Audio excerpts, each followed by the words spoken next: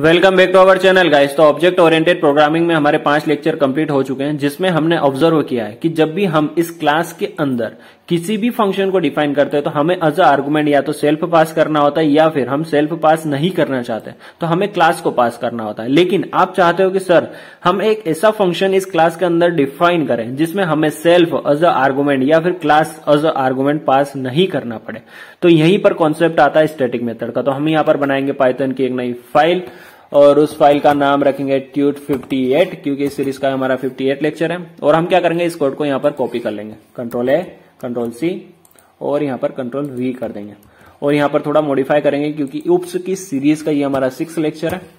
ठीक है, तो अभी तक आपने क्या समझा, जिसमें हमें किसी भी फंक्शन में या तो सेल्फ पास करना होता है या फिर किसी क्लास को पास करना होता है। ठीक है, लेकिन हम चाहते हैं कि ऐसा फंक्शन बनाए जिसमें हमें हमारे रिक्वायरमेंट के हिसाब से आर्गुमेंट पास करना हो। ना हम चाहते हैं कि क्लास पास करना पड़े, ना हम चाहते हैं कि हमें सेल्फ पास करना पड़े।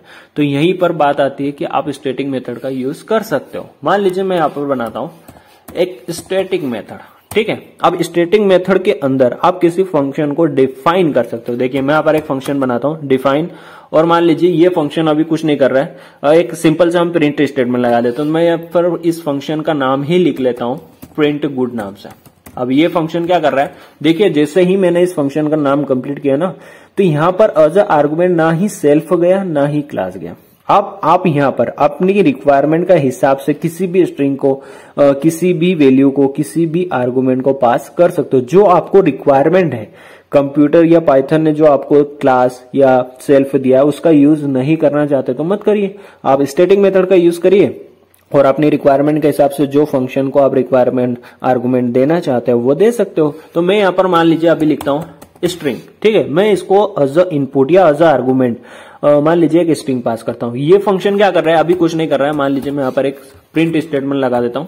ठीक है, और यहाँ पर प्रिंट स्टेटमेंट में कुछ भी लिख सकते हो। मान लीजिए मैं लिख देता हूं दिस इज गुड, और यहाँ पर हम क्या करते हैं, दिस इज गुड के बाद प्लस ऑपरेटर के साथ हम स्ट्रिंग को जोड़ देते हैं। ठीक है, ये स्ट्रिंग जो हम हमारे हिसाब से पास करेंगे, ये स्ट्रिंग हम यहाँ पर अभी फिक्स नहीं कर रहे हैं। फिक्स कैसे करना है वो भी मैं आपको बता दूंगा, लेकिन ये स्ट्रिंग जो यूजर देगा ये स्ट्रिंग अभी हम नहीं डिफाइन कर रहे हैं। ठीक है, अगर इस टाइम पर इस फंक्शन को हम कॉल करें तो क्या होगा, तो हम कॉल करके देख लेते हैं। तो ये जो नीचे प्रिंट स्टेटमेंट है इनको फिलहाल मैं यहाँ पर कमेंट कर दूंगा, क्योंकि इनका भी बिल्कुल भी यूज नहीं है यार। ठीक है, अब हम क्या करते हैं, यहाँ पर एक प्रिंट स्टेटमेंट लगाता है। प्रिंट स्टेटमेंट में हमारे ऑब्जेक्ट का नाम, फॉर एग्जाम्पल अभी हमारे पास रोहन है। ठीक है, रोहन डॉट, इस फंक्शन का नाम क्या है, प्रिंट गुड। ठीक है, प्रिंट गुड। अब प्रिंट गुड को एज आर्गुमेंट आपको एक स्ट्रिंग पास करना होगा। फॉर एग्जाम्पल मैं यहां पर लिखता हूं अजय, तो ये क्या करेगा, अजय को एज अ स्ट्रिंग यहां पर ये पास करेगा, स्ट्रिंग एज आर्गुमेंट ले लेगा। देन दिस इज गुड के बाद इस स्ट्रिंग को यहां पर प्रिंट कर देगा। तो यहां पर रिजल्ट क्या आना चाहिए, this is good and string, string क्या है अजय, तो यहां पर रिजल्ट क्या आएगा, this is good and Ajay.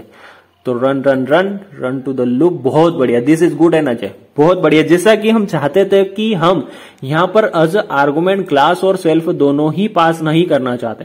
हम क्या चाहते हैं कि हमारे रिक्वायरमेंट के हिसाब से जो आर्गुमेंट हो, या हम जो आर्गुमेंट दे किसी फंक्शन को सिर्फ उसी को एग्जीक्यूट करे, फालतू के जो क्लास सेल्फ ये वो जो भी आर्गुमेंट आ रहे थे पहले वो अब नहीं आए। ये क्या करते हैं, मान लीजिए आप किसी गेम को बना रहे हो ना, तो वहां पर स्टैटिक मेथड का यूज क्या आता है। मान लीजिए आप यहाँ पर किसी गेम को बना रहे हो, अब गेम में आपने ये वाला फंक्शन डिफाइन किया, तो उसमें क्या होगा, यहाँ पर ये सेल्फ जो फालतू का आर्गुमेंट जाएगा वो आपके गेम के परफॉर्मेंस को कहीं ना कहीं डैमेज करता है, कम करता है। लेकिन अगर आपको इस सेल्फ की रिक्वायरमेंट नहीं है तो आप क्या कर सकते हो, वहां पर ये स्टैटिक मेथड का यूज कर सकते हो। तो जो एक आर्गुमेंट आपका कुछ ना कुछ मेमोरी में स्टोरेज ले रहा था या आपके गेम के परफॉर्मेंस को कम कर रहा था, वो अब बिल्कुल नहीं करेगा। यहां पर आप क्या कर सकते हो, जो आपको रिक्वायरमेंट आर्गुमेंट है वही आप पास करिए, फालतू के नहीं करेंगे। तो ये जो कोड की जो एफिशिएंसी होती है ना, इसको इंक्रीज करते हैं। तो आई होप कि आपको स्टैटिक मेथड पसंद आया होगा। अब जो आउटपुट स्क्रीन पर नन आ रहा है ना, उसका सॉल्यूशन देखते हैं। देखिए दिस इज गुड आ जाए, ये तो हमने प्रिंट किया बहुत बढ़िया से, लेकिन ये नन क्यों आता है, जब भी आप किसी फंक्शन को कॉल करते हो तो वो क्या करता है, फंक्शन रिटर्न करता है। लेकिन अभी आपने क्या किया, प्रिंट करवा लिया, उसे रिटर्न तो कुछ करवाया नहीं। तो आपको क्या करना होगा, इस अगर नन को रिमूव करना है तो आपको यहां पर कुछ ना कुछ रिटर्न करवाना होगा। फॉर एग्जाम्पल मैं यहां पर रिटर्न करवाता हूं ठेंगा। ठीक है, तो ये क्या करेगा, रिटर्न करेगा ठेंगा, लेकिन अब नन नहीं आएगा। देखिए दिस इज गुड अजय, और ठेंगा। आप यहां पर इंटीजर भी पास कर सकते हो। फॉर एग्जाम्पल मैं यहां पर लिखता हूं 66, तो ये क्या करेगा, रिटर्न 66 करना चाहिए, तो देखिए 66। तो आई होप कि आपको ये स्टैटिक मेथड पसंद आई होगी। अगर आपको किसी मतलब फंक्शन में अपनी रिक्वायरमेंट के हिसाब से फिक्स आर्गुमेंट पास करना हो, फालतू के आर्गुमेंट पास नहीं करना हो, तो आप स्टैटिक मेथड का यूज कर सकते हो।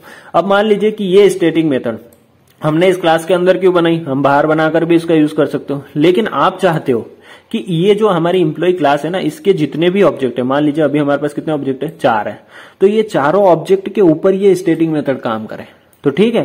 तो आपको इस क्लास के अंदर ही लिखना होगा। आप क्लास के बाहर लिखोगे तो ये 4 उसका यूज नहीं कर पाएंगे। तो अगर आपको स्टैटिक मेथड के अंदर कुछ डेटा लिखना है जो आपकी क्लास के सारे ऑब्जेक्ट के ऊपर वर्क करे, तो आपको इस क्लास के अंदर ही उस मेथड को डिफाइन करना होगा। देन अगर आप चाहते हो कि आप किसी आर्गुमेंट में मान लीजिए बाय डिफॉल्ट क्लास और सेल्फ को पास नहीं करना चाहते, देन तब भी आपको स्टैटिक मेथड ही डिफाइन करना होगा।